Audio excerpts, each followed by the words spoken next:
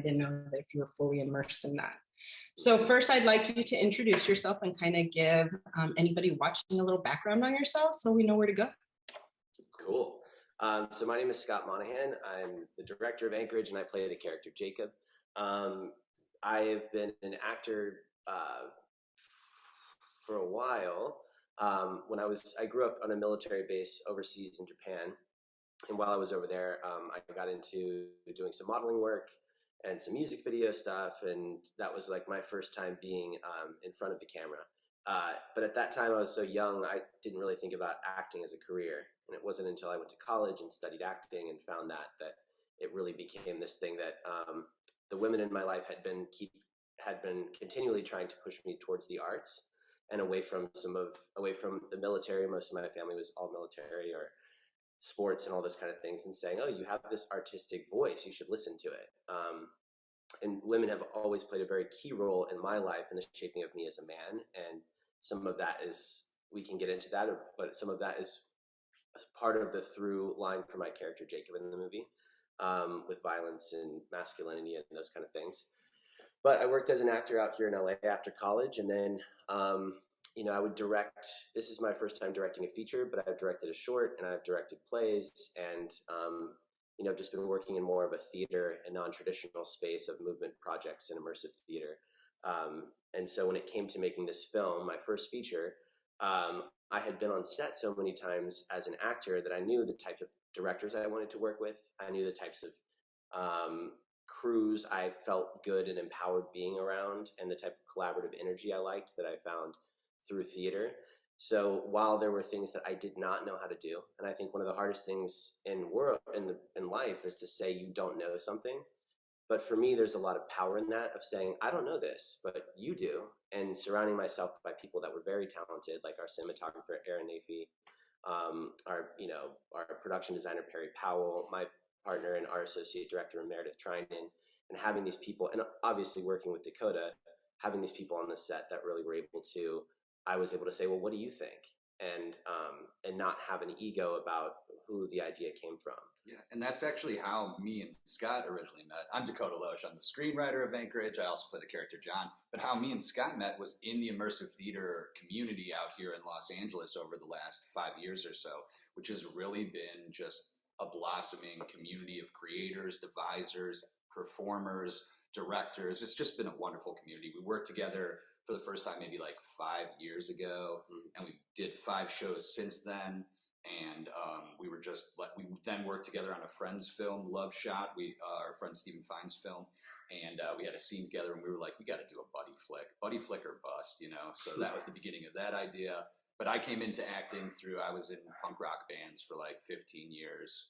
My ma used to call me out of high school, like, Dakota's going to be sick for 2 weeks, okay? And yeah, that was my experience with live performance, and fell into immersive performance through Ceaseless Fun, our friend Derek Spencer and Meredith Trinan. And that's how we met and started dreaming about the idea of Anchorage, or even before that, just a buddy flick, something we could do together. Excellent. And I'll be honest with you, when I watched the film, I didn't think of it as a buddy flick. Well, yeah, we say that. We use buddy very loosely. Buddy was like that initial thing we would say kind of as a joke to each other, and then as the project started to develop, we were actually trying to be the antithesis of that. I think one of the great things about being an independent filmmaker is that if you're a lover of films, you know what you like and you know what you don't like. You know what you've seen, you know what you haven't seen, and you know what the expected things to happen in certain movie genres are, and you can buck those if you want and go in a different direction, or you can lean into those as an homage to what came before you. So for us, for this movie, it was a lot of like finding those things that what is it about Easy Rider? What is it about Queen and Slim? What is it about California? What is it about our favorite Thelma and Louise? That we can use, and what are the things that we cannot do? Like, let's not have a diner scene. Let's not have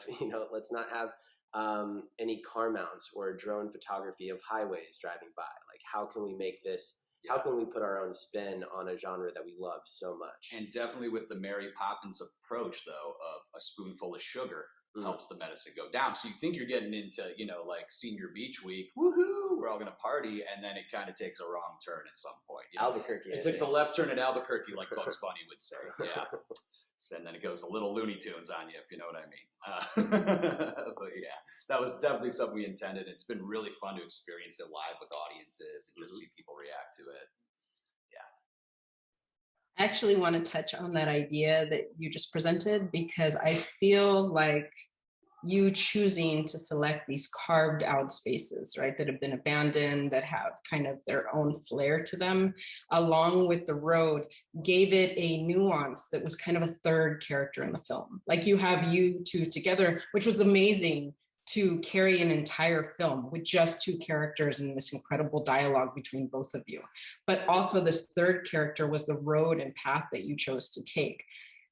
Why did you specifically choose to stay to these back roads and kind of select these type of backgrounds for the film? Beautiful, yeah. Well, the first thing is, there is, in this, as far as the story element, Jacob and John are running drugs, and they sometimes in the movie seem very intelligent and look like they know exactly what they're doing, and then a lot of their decisions might reflect otherwise. And like, have these guys ever done this before? But one of those things is they were trying to leave no kind of paper trail, so there's no hotels they're staying in. I mean, you don't really see money in the film, or debit cards or cell phones, and we did that intentionally to create a little bit of timelessness of it, of like, when does this exist? When is this happening in the world? Obviously opioids exist, so it has to be sometime in the early 2000s, mid 2000s. But so when we were looking for those locations, we went on some location scouts, and what happened is we looked up like 50 different locations that were in that region in the high desert of California. And it just so happened that the ones that we found that we liked went backwards in time.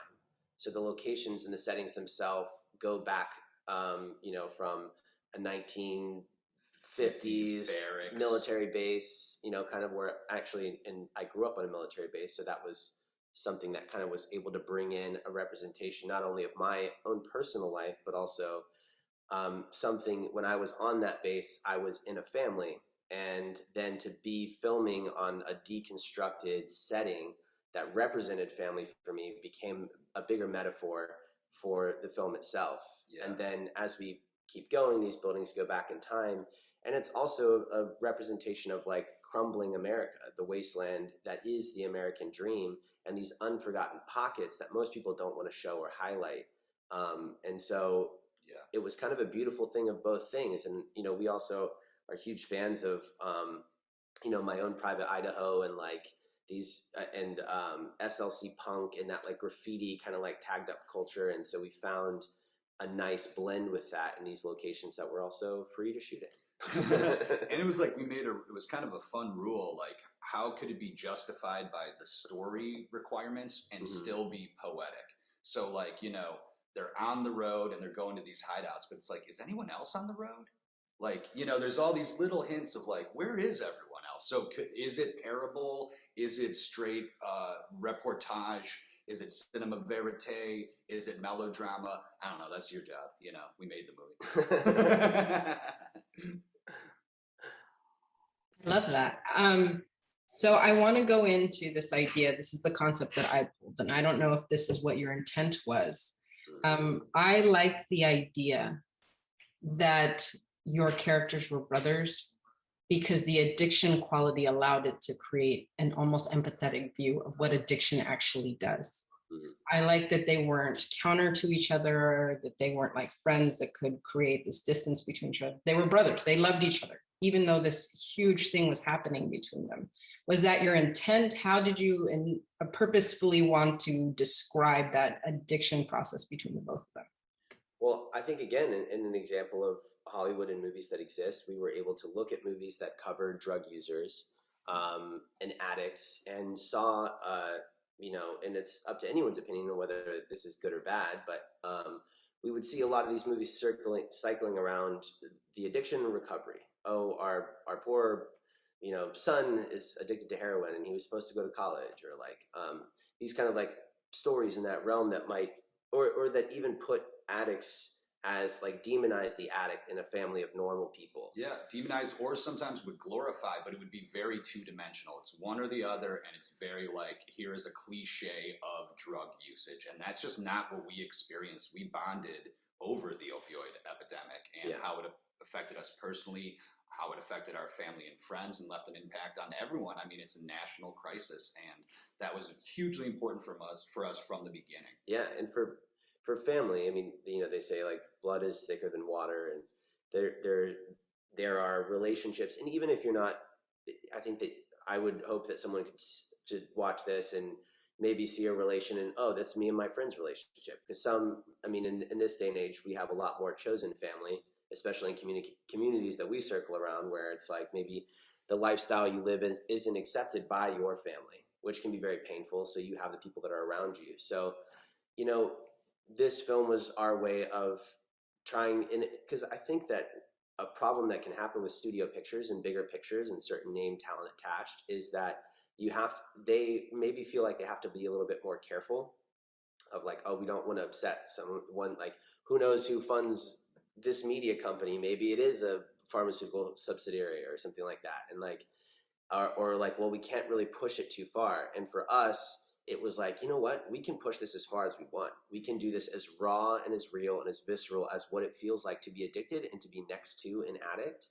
without fear of, you know, any really major repercussions besides maybe not getting into some festivals, because we aren't saying, like, there's not a clear message that says, and maybe if it's good or bad, or if you're right or wrong, or you know what I mean? This is just happening. And that was a huge point for us too, was to make sure it wasn't like the focal point. It's another aspect of their life. They're dealing with their mother's death, them dealing with their arrested development, their complications with religion, all of this, and how it mixes in and becomes this, you know, like cocktail that talks about this overarching issue, you know, but all that like was there to be there and be potent and be real, but at the same time it becomes the backdrop for a story about two brothers. And that's really the core like heartbeat of the movie. That's like the mechanism that pushes it forwards, is their love and them feeling, you know, like they owe each other something, or like there's something thicker than water there, you know. Blood. Not to give away. And I did notice the religious element, which I think is fantastic to bring into that idea of addiction, because addiction, we do have people that seek out a faith-based element to try to work them through it, right? And then they both were dealing with their mother and how that kind of brought them in their idea.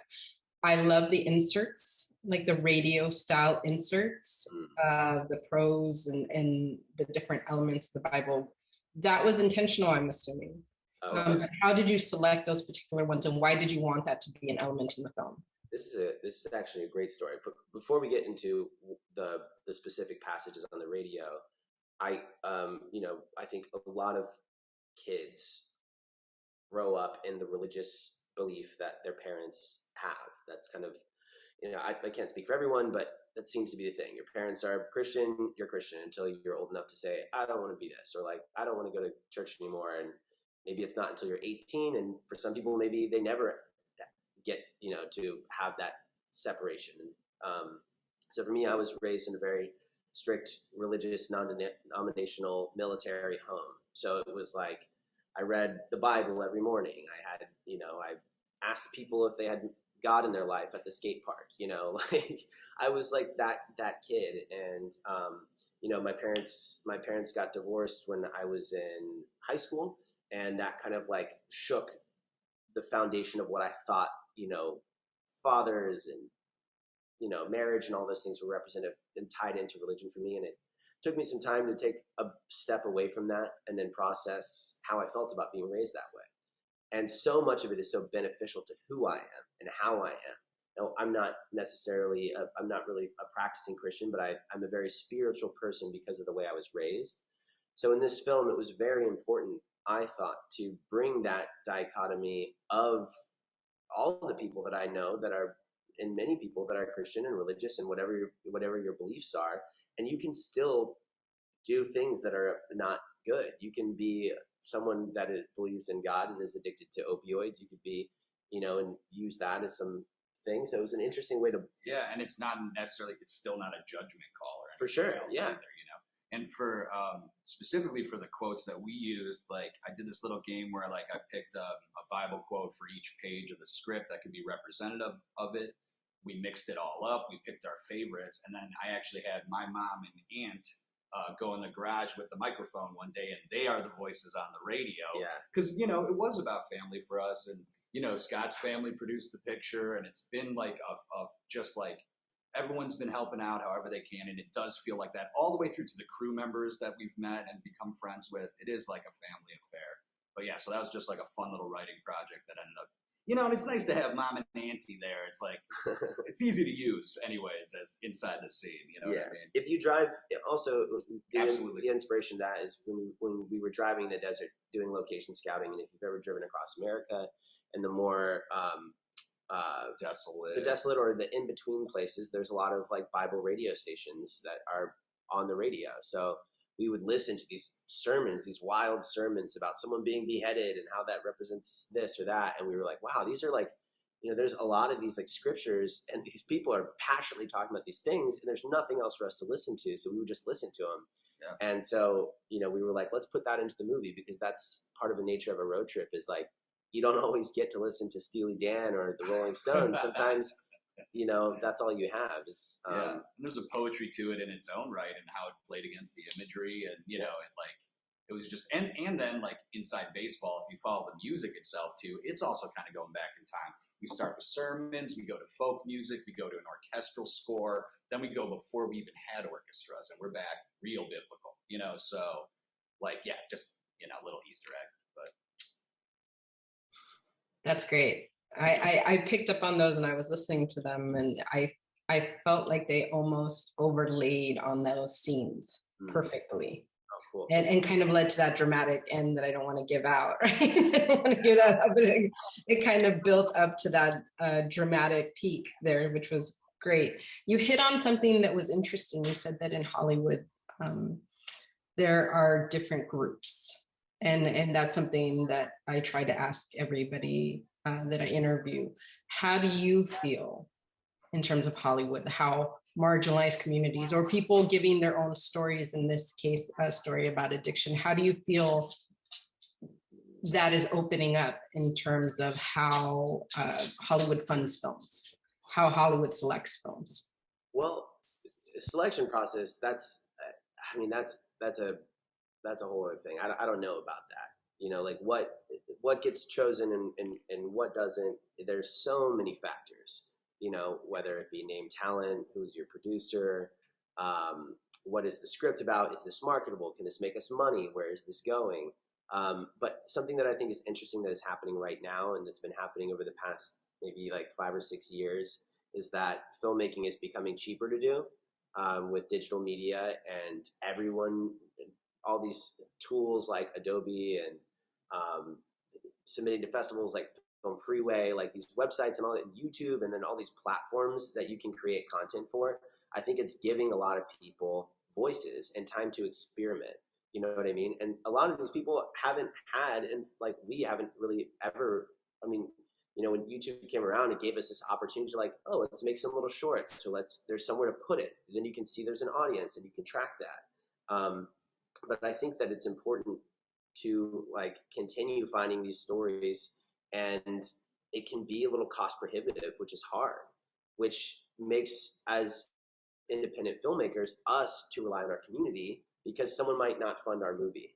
And that's where I think it's really important for, when you're talking about communities or these different minority or groups that may feel, or that have been essentially shut out of the industry for so long, that you support those people that are making their projects, whether that be Seed and Spark, whether that be sharing other people's work that is doing well, because that we have to raise the voices until it becomes something like these movies that are out and these directors that are taking over and these perspectives that are shifting from these traditional all-white narratives into things that are more accessible for everybody. And honestly, it's fucking nice to see. You know what I mean? Like, I am so, like, I'm sorry for my language, but I'm so like, how many times can I watch this certain very exact type of person played by this very specific thing? Now I'm seeing, you know, like in, there's that. So that's how I feel about that. Yeah, no, I think it is like on a ground level, you are seeing the change happen. Like, they always say the kids are all right. You know what I mean? The kids got it figured out. And you're seeing it from like ground up change. It's really that systemic stuff that's hard to do. But like Scott was speaking to, we're finding ways to break through the cracks in our storytelling. You know what I mean? And, Scott is a cishet uh, man that like supports me, a trans non-binary character actor who like finds casting very interesting out here, and he is a great ally. And our community, our team was based of marginalized people, queer people, people of color, people who just like don't get opportunities, first timers. A lot of us were first timers on this movie, so in a small way this was like how we could do it. And we hope, and you're seeing this is just like one teardrop in the ocean of how many people are rising up. So I see it on a ground level more than anywhere. And it's just like, all we got to do is like keep working, trying to help each other, look out for each other, and make good movies. Like, we got to make good movies. Yeah. I just want to touch, Dakota, on the fact that you brought up that you're trans non-binary, because I'm so glad that you brought it up and not me, because we don't out people. Like, we do not out people, even in interviews. So thank you for bringing that up, which leads me into the question that I wanted to ask. What would you say to that trans, non-binary, LGBTQ kid sitting out there that says, I want to grow up and tell my story? I have this, I want to grow up and write something that's going to be on a major film and people are going to watch it. What would you suggest to them? Like, what words of inspiration, or how do you feel they can do best to get in there? Find your friends, find your community. They're out there for you. And like, none of this happens alone, ever, especially in filmmaking. That's why you watch the credits roll. Hundreds of people, thousands of people work on pictures, And I really do think if you find your community, it helps you find that strength. It helps you find that confidence. And, I'm nothing without the people around me, really. So, and if you want a perfect movie, just leave it in your head. But if you want to really make it and see what it becomes and go on that adventure and see what happens afterwards, yeah, find your friends, they're out there. I was like looking at your Instagram and I was like, well, I'm not going to ask. I was like, I'm hoping he brings it back. So yeah. He or they, them? They, I'm open to any pronouns respectfully. You can call me whatever you like as long as it ain't late for dinner. Second time I've used that one? Yes. He's getting sick of all my lines. This whole thing, I just threw it on, he's heard them all. So we're going to go into what are you going to do next? Because honestly, this film was great. What is the future of Anchorage and what is the future for you?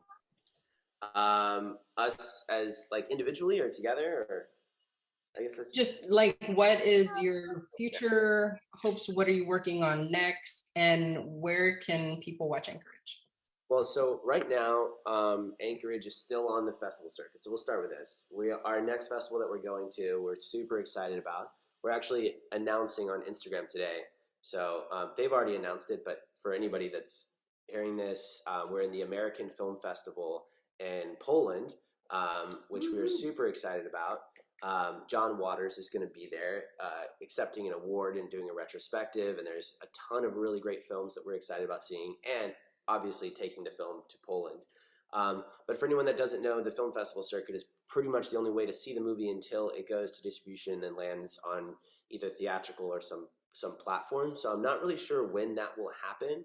The movie could sell at the American film market in November. It could not sell until March of next year, and it could be longer than that. You really don't know. And we have a luxury of having the time to make sure that whoever we partner with to release this movie is someone that feels as passionate about the movie as we do, or at least some fraction of that really care about the strategy and not just letting it disappear into a vault of movies that don't really get pushed. So that's kind of next for us. So you can follow us on Instagram at Anchorage Movie. We post on there about all festival news, updates, all that kind of stuff.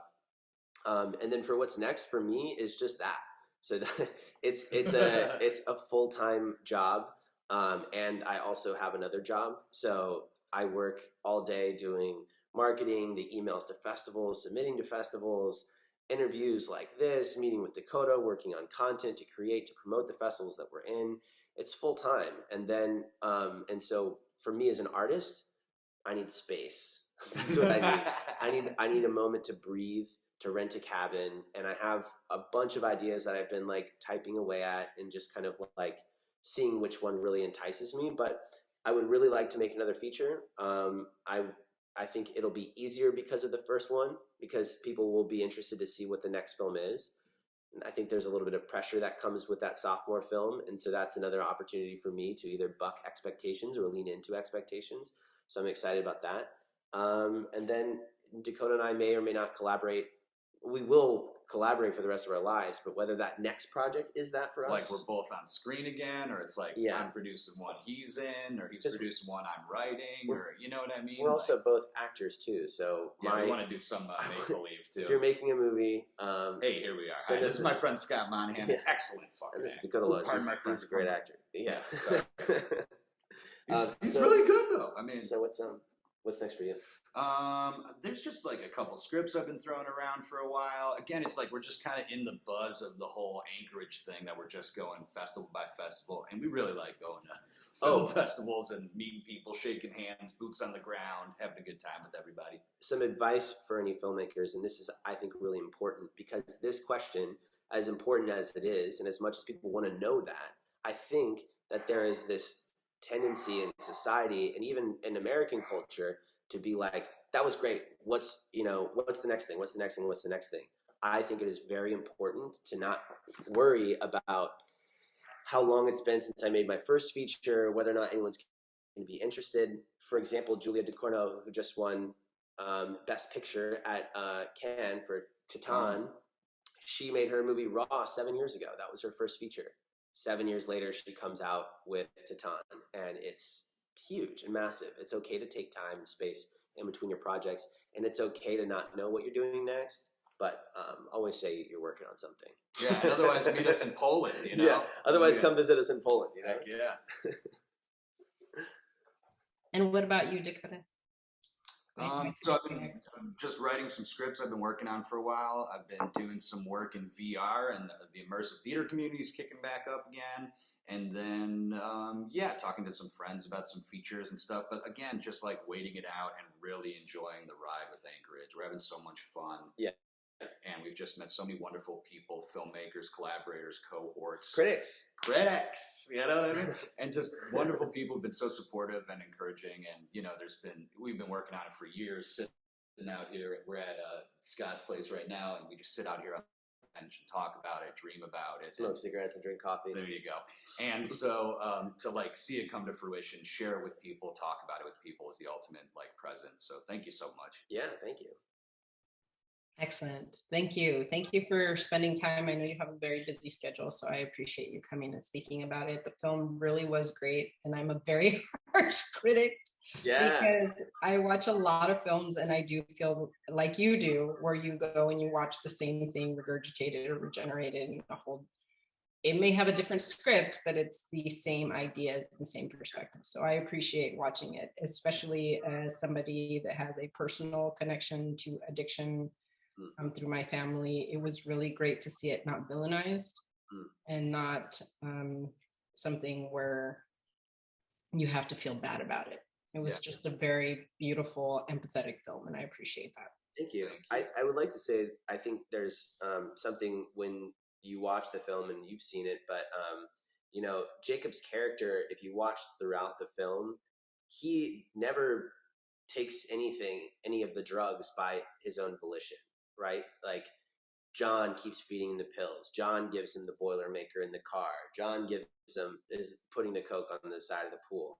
Like these things that are happening are being fed to him.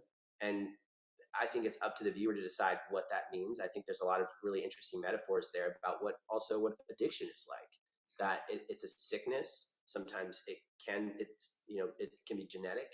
And familial, and familial, I would just hope that if anything, the empathy that you're feeling is not for Scott and Dakota, but it's for Jacob and John. But if you can look at that and say, oh, this is what the pain and the struggle and the pain that comes from from addiction and to have empathy for those people in your lives, because it's easy to cut them out because the behavior can be erratic. The things that can come out of their mouths or the situations that they may put your family in can feel like they are attacking you, but understand that they themselves are just fighting to survive and to battle this thing. And for opioids, it walks in your front door. It is intentionally made to be addictive, and it is ravaging the country. So if there's anything I would hope that people would take away is to give some grace, have some empathy for those people, and to understand that they are struggling and they're battling this thing. And if it's an inconvenience to you, I mean, of course, if there are toxic people in your life, sometimes you have to separate yourself from them. It's not necessarily your job. But just if we could hold space to have some more empathy for people that are in that struggle. Yeah. Because it could be your next door neighbor and you have no idea. And maybe you don't know a Jacob and a John or this exact situation, but we've all experienced it. It is an epidemic in this country, and we've all experienced it. We all know wonderful people who are going through hard times.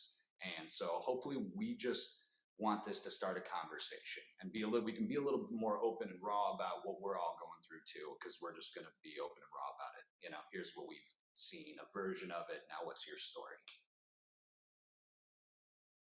Thank you so much. And thank you for that perspective. That was fantastic and really did sum it up, because both of your characters were very, very, very able to connect with and did not create villains or go to those tropes, which I completely appreciated. Jacob, you could see in Jacob's face that he was it was so hard for him because this was the last of his family. Yeah. And for John, he was like, this is my brother, but he was so lost in the addiction that it was hard for him to be reasonable. And you really do go, okay, instead of saying, God, I hate this character, you're like, I see it. Yeah. I see it. It's out there. But for the grace of God go I think the saying goes, so. Well, thank you so much for your time.